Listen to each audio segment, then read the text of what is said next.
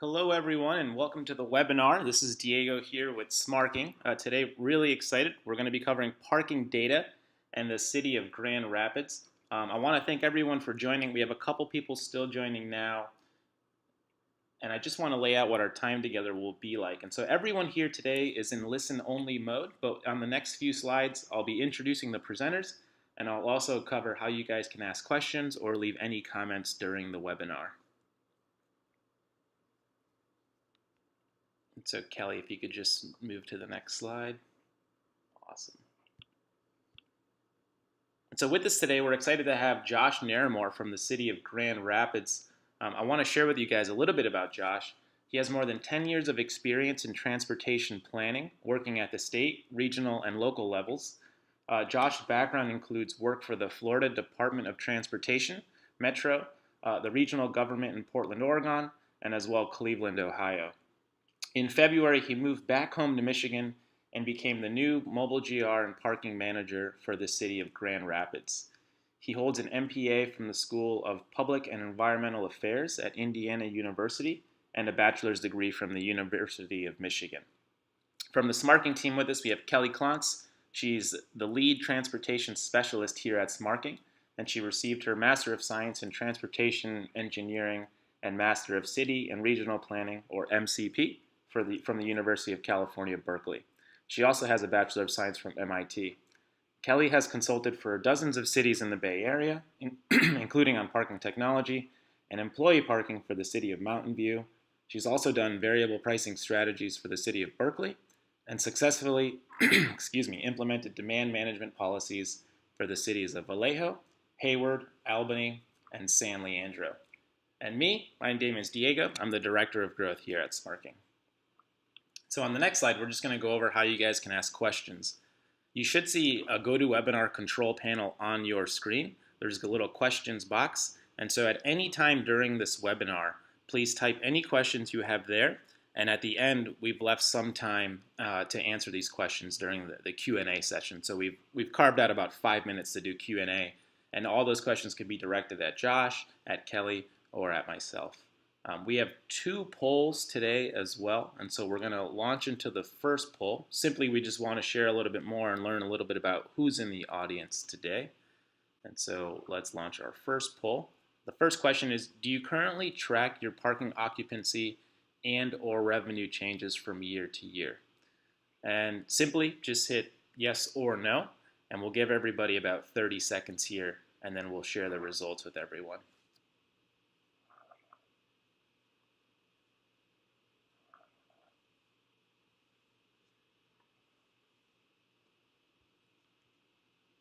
All right, looks like everybody's in, and we'll go ahead and share the results. So that's awesome. So it looks like about 3/4 of you indeed do track your changes. And now we have one more question for everyone. Thank you again for participating. And so we'll launch our second question now as well. So our second question is, do you plan to adjust your parking rates in the next year? And just like before, just select one answer, yes or no. And we'll give everyone about 10 more seconds here, and then we'll go ahead and share the results. And so yeah, again, it seems like more than 3/4 of you are definitely going to be changing your rates in the next year. And so without further ado, I'll go ahead and hand it over to Josh, and we'll go ahead and share with you guys how Grand Rapids is using parking data. Great. Thanks, Diego. Really appreciate the opportunity to be able to talk to everybody this morning and heading into the afternoon for some folks. Give you a brief overview. Kelly, do you want to bring up that slide that has the overview of the city? Okay. So just to give you a quick little overview is, so many people on the phone call probably don't know where the city of Grand Rapids, Michigan is. It's on the west side of the state. It's about 20 or 30 miles due east of Lake Michigan. It's one of the faster growing cities within the state of Michigan and within the Midwest. It's fast approaching 200,000 residents. It continues to grow. There's been a relative recent resurgence in downtown employment. About 40,000 downtown employees commute into the city every day. And just a little brief overview about the system we have in place is we have about 2,700 on-street spaces and about 8,000 off-street spaces in our ramps and surface lots. And those are mostly focused throughout the downtown. We also have a bunch of more community-based surface parking lots. And just kind of at a really high level, the city has kind of gone through a bunch of change through some recent master planning efforts. And so I'm part of what used to be the Parking Services Department, but is transitioning into a newly expanded city department called Mobile GR, or Mobile Grand Rapids. And the idea is that we're implementing a 21st century mobility strategy. And really, parking is the bread and butter of the operations of the department, but we're trying to expand what we're looking at. And a big piece of that is using smarking and other tools to understand our data. It's very critical to our function. It saves the city a lot of time and resources.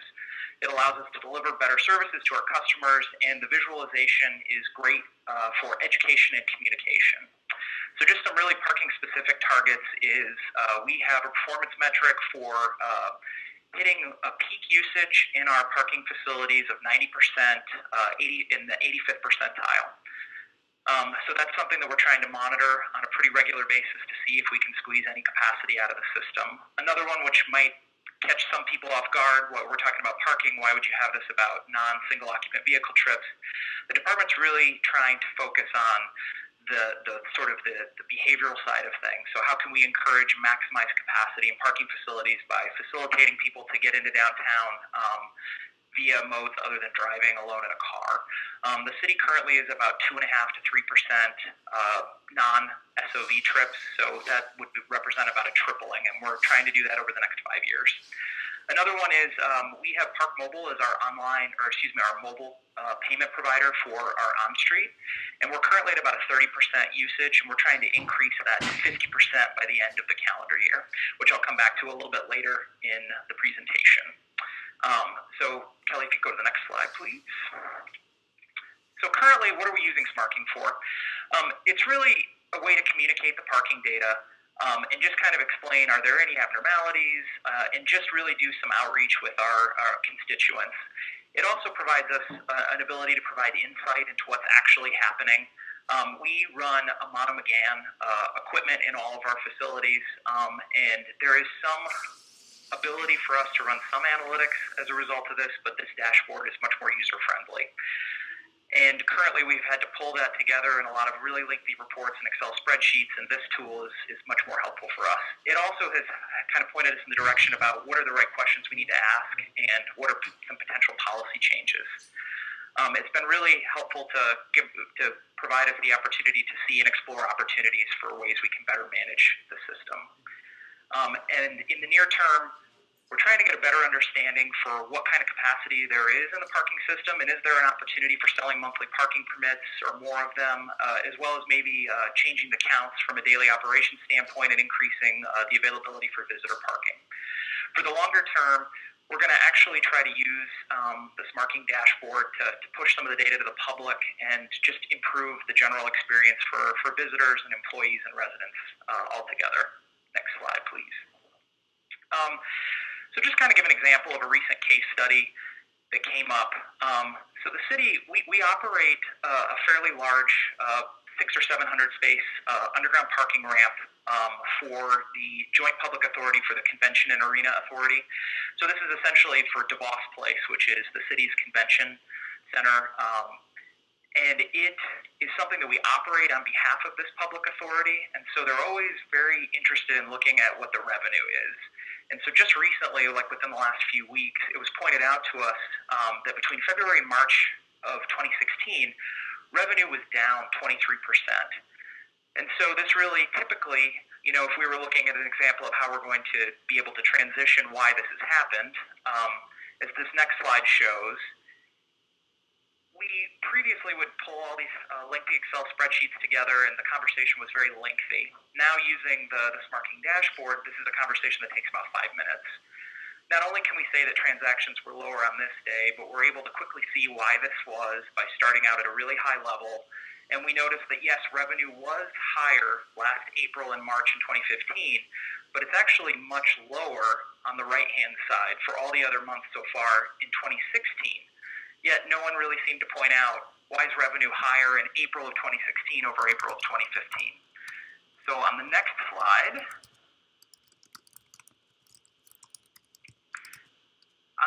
it actually shows and compares January through June of 15 to 16.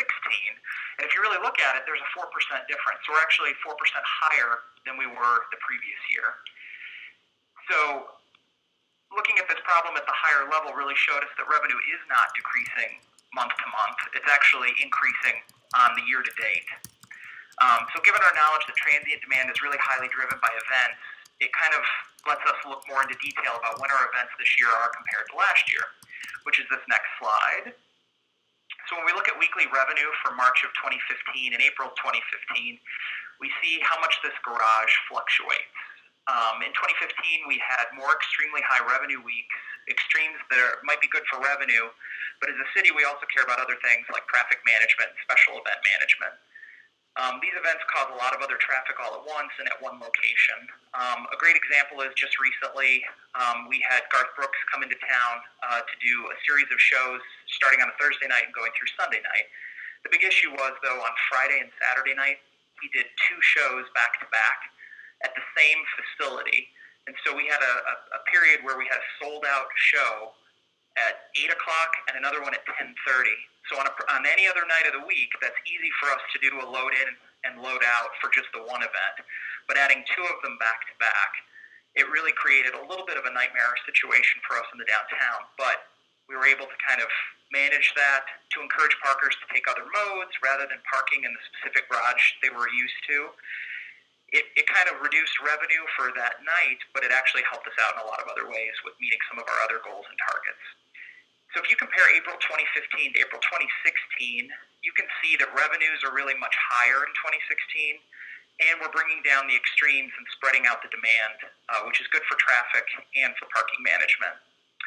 So while at first, when we were just looking at this a few months this year, it looks like DeVos Place did much worse in terms of revenue, but really it's actually doing much better this year, and for traffic management and some of our other goals.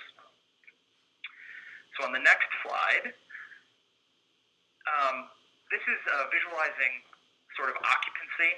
So using the parking entry and exit information for all of our garages, we can begin to visualize occupancy by looking at single day, week, or even the entire year. This image is looking at a single day for both our contract and transient or visitor parkers, but we can also look at trends over a single week, which is on the next slide. So in addition to being able to easily research the changes and fluctuations from year to year, we can also begin to visualize our parking demand, which allows us to easily see how we can improve parking utilization. So this image shows hourly occupancy and the trends for a typical 2-week period in our Ottawa Fulton parking garage, which is our largest that we currently have. The teal line, if you can see it, is our contract or monthly parkers. These parkers, they are typically entering between 8 and 9 o'clock in the morning, and they leave between 5 and 6 p.m. That we guarantee them space from 7 a.m. to 6 p.m. And then evening parking occupancies are really very low.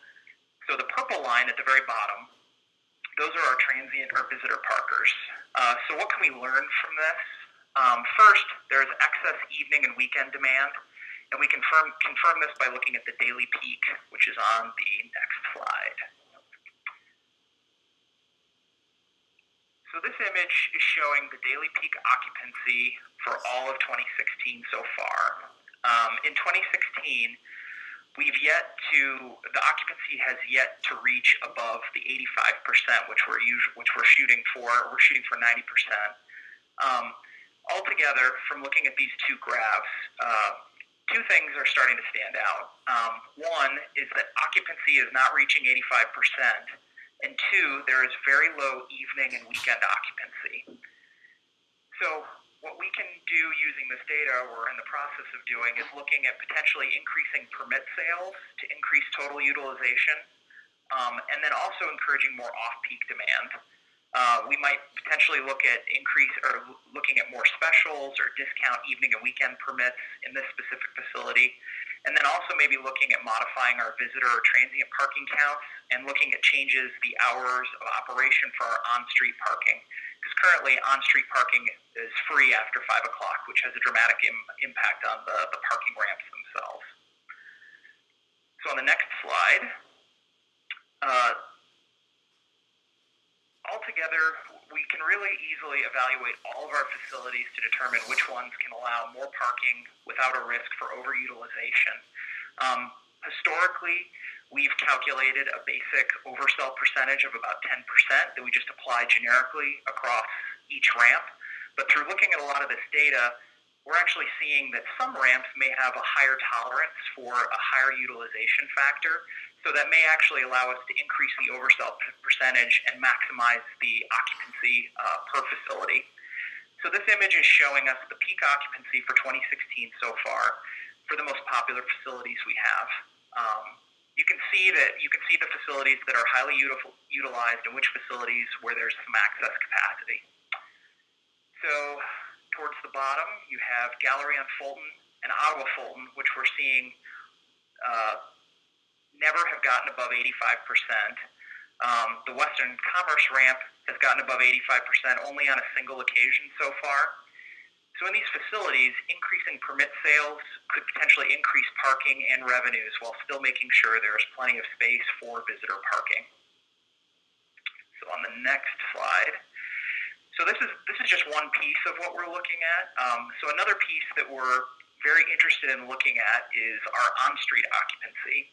The thing I'll point out here, though, is that I've been at the city for about 5 months now, and one of the areas we're really trying to do is we spend a lot of time and energy increasing our infrastructure for our off-street system with fiber optics and the latest and greatest amount of McGann equipment. But on the on-street, we're still using old-school coin-only Duncan meters that some people will refer to as dumb meters because they don't really have an ability to output any data. So although we can't pull data from this, we were one of the earliest adopters of the Park Mobile system. So we've been using Park Mobile since 2007.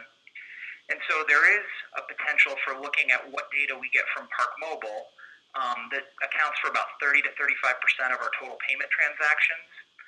And so what can we end up looking at as a result of this data? So our current hours of operation are 8 to 5 p.m. Monday through Friday, and then a handful of the meters go to 6 p.m. And so beginning to look at this on-street data, here are some things that we can start to look at. So we can look at peak periods of usage, the time of day occupancy, revenue versus transactions, the average price per ticket, and the duration. So here's an example of something that we can look at. So this graph shows us the average occupancy for the $1.75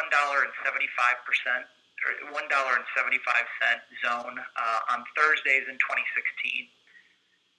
Most areas are enforced for 2 hours. Peak periods look to be at 1 p.m. and 5 p.m. We can only see our paid occupancy trends at every hour while the meters are on. The time restrictions end at 6 p.m., therefore paid occupancy is 0 at this time. However, if you look at the occupancy at 5 p.m., you can see increasing occupancy in the evening. This shows us that occupancy was increasing in the evening, yet we end meter enforcement at 5 and sometimes 6 o'clock. So many downtown areas have peaks in the evening between 6 and 7 and sometimes later. So why is it typical for us to end enforcement right before this time? So this is really helpful for us to look at and potentially make some modifications to that. So we're missing out on some potential revenues and improving our parking management. And this also really can impact evening and weekend utilization in our parking ramps. So another thing we can really look at is the average price per ticket and the total duration. So our most common price zone is $1.25 per hour.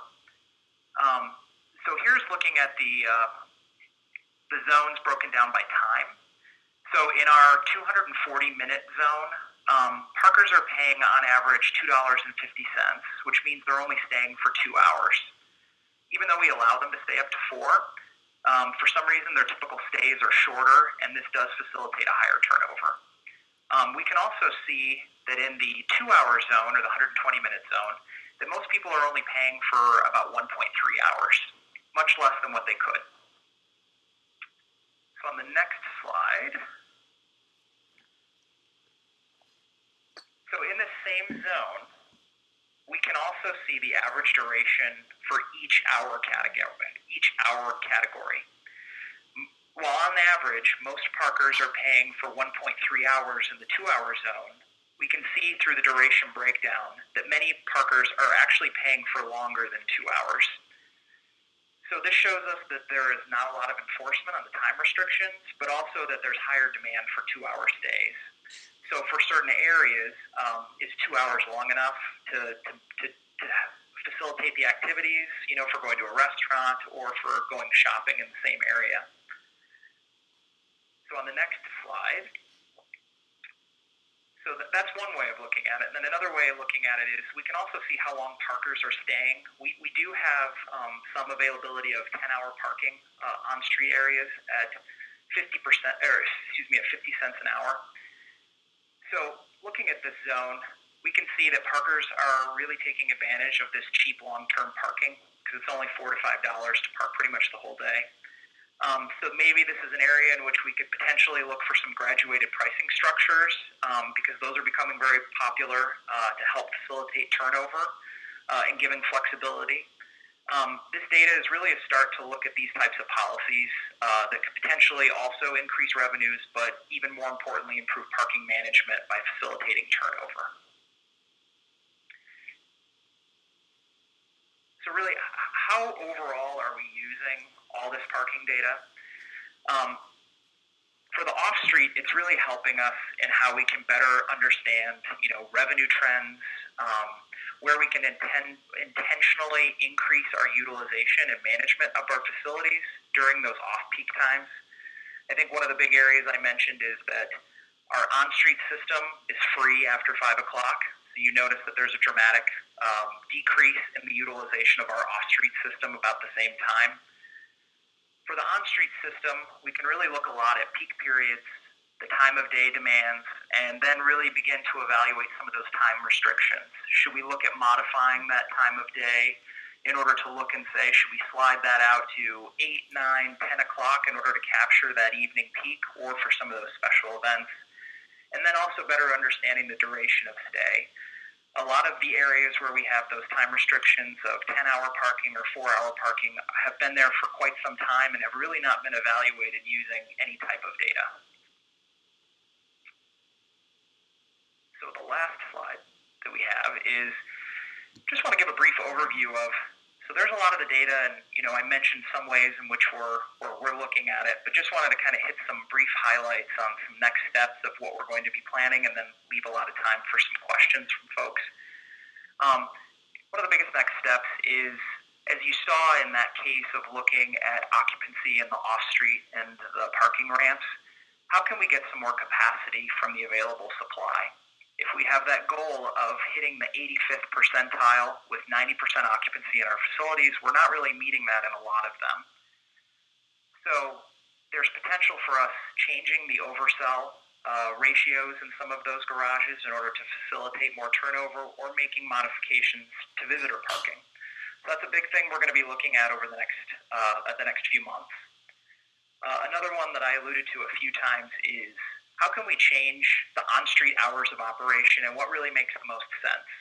I know we've been looking at a number of different sister cities that have made similar modifications, but should we really slide out the hours of enforcement on the on-street and the hours of operation later into the evening? What's really the best cutoff point? And along with that is, we're only looking in this analysis is the data from our mobile payment provider, Park Mobile. We're actually also going to be releasing a bid here very shortly to upgrade to more data-friendly multi-space meters, which we're really excited about because there's even more potential for us getting utilization data and sharing that with the same dashboard to better improve our operations. Another one is, I've mentioned Park Mobile now probably 5 or 6 times. We're actually going to be releasing an RFP a little bit later this fall to reevaluate the potential for a new mobile payment provider. We may stay with Park Mobile or we may go to any of the other well-known providers, which I think is also another exciting opportunity for even getting more data. And then the last one, which is probably the biggest area in which how we're using this tool for communications, is in my short time here, we've done a lot of discussions, and we hear a lot from businesses about you don't have enough parking. Parking isn't where I need it to be, and I need the availability of parking. Because I might not have mentioned it on the front end, but although we have some targets for moving the needle with our changing the mode share for the city, West Michigan is a very auto-dependent region of the country, and changing the nature of a lot of and making sure that downtown is still accessible and that there is parking available to a lot of businesses is still very important. So we're going to be using a lot of the information from the Smarking dashboard to do a whole bunch of outreach with the business community to educate them on what our system looks like in real time, and also comparing year-over-year data, and actually getting some ideas from them on what we should do moving forward and what's sort of the future of parking as we move forward. So I think those are the big sort of next steps. And with that, I'll turn it back over to Diego and Kelly. Awesome. Thanks, Josh. We have a lot of questions coming in right now. And so I'll treat these in order. They're all pretty similar. So, Josh, the first question for you, what are some of the marketing methods you've used in order to get adoption of Park Mobile to 35%? Well, I think for us on the marketing piece, I think a lot of it is we've been doing it for so long. We were one of the first cities in the U.S. to adopt it back in 2007. So it's really sort of the time and the exposure associated with it. But from the direct marketing, that's really been handled a lot by Park Mobile themselves. And we do benefit demographically from having about 6 different colleges, smaller colleges and universities located in the city. So some of the generational dynamics that I have not quite fully gotten into is that it does appear that some of the millennial generation does adopt Park Mobile at a little bit of a higher usage rate than some of our other demographics of constituents. Awesome. And then one question sort of piggybacking off this one. The request is, can you talk in more detail about the new mobile payment options you're considering, and what are the hurdles that you've come up against? That's actually a great question. We could do a whole long discussion about that itself. I think we're evaluating all of the players that are out there. I think one of our biggest, sort of the big takeaway for us is that we utilize Park Mobile just for sort of our mobile payment. Some of the big things that we're looking at is off-street payment integration. So Park Mobile does offer integration in the new build for the Amana McGann equipment to be able to pay for parking in a garage and as well as on street. So we're looking for any new mobile payment provider to allow for that integration, as well as really seamless integration with any new multi-space meter equipment that we're going to. And I think a lot of it really comes down to, is there potential for also adding on a layer of an integrated enforcement tool? We've been looking a lot at some of the success that Omaha, Nebraska has had with a few things, and then kind of keeping a tab on any other cities in Michigan that are using other vendors like Passport that offer some of the integrated suite of tools. But I've really, when I was at IPI a few weeks ago, I spent a lot of time meeting with all the different mobile payment providers because each offers a lot of really great options. But really trying to look at those as sort of our basic screening factors. And then as well as probably one of the other biggest ones is from a marketing standpoint, some of the private label options that some of them offer, which really help in terms of how you can market what you're trying to do to the business community and how they can partner with it. So those are some of the big things that we're looking at in terms of the evaluation for a new mobile payment provider. Awesome. And then just the second question to that was, what are some of the hurdles that you've come up against, if any? I think probably the biggest hurdle is really understanding like the timing of going through sort of a competitive RFP for something where it's different because it's not a direct fee for service. They're providing something for you, but it's more transactional based on the amount of usage that customers are actually using it for. So that's what's been kind of interesting with that sort of new approach. But other than that, I really think there's a lot of really great options out there, and I think it's more just determining what criteria, what outcomes you're trying to achieve as a municipality, and then really making sure that those get into the evaluation criteria when you're looking at the different vendors. Fantastic. Another question we have is, how does the system determine when and this one might be for Kelly actually, so how does the system determine when a vehicle leaves the parking space in order to calculate how long the vehicle has been in the space? Yeah, so in this case, there's actually two different methods. On the off street, there's a mono McGann and there's gate systems. So we calculate entries and exits via the gate. The on street, however, the occupancy that we're looking at is actually just paid occupancy. And the exception to that is if somebody pays for a space and then a new parker arrives, say that parker leaves early, if a new parker arrives and pays for the same space, it cancels out the previous payment. So we're looking at paid occupancy as a proxy to view trends and payment trends. And Josh, this one's for you. How much time are you spending analyzing the data that Smartking provides to inform your decisions? That's actually a great question. Well, I would actually say that, there are two ways to answer that. One, I probably look at the dashboard. First of all, they send the new daily digest emails, which I find very helpful, which kind of summarize them in order of, some metrics to look at for each facility. But then I try to look at the dashboard probably for about 15, 20 minutes every day. And then it depends on who I'm meeting with. I actually use it very frequently when we're meeting with folks, when they ask questions or they want to see how it is actually functioning in a facility. But then I would compare that to what we did previously, which is more of the trying to download and create some Excel reports, and they were more sort of snapshots and always looking backwards. So probably my team spent, a few hours a week just on maybe one or two individual reports. So for me, I'm always looking at it from like a time savings perspective, but it's actually very easy to just kind of look at it for a little while in the morning and maybe touch base with it a few times throughout the day. Fantastic. And then the one question that goes back to the entry: who pays the transaction fee for the pay by sell? Is it the city or is it the customers?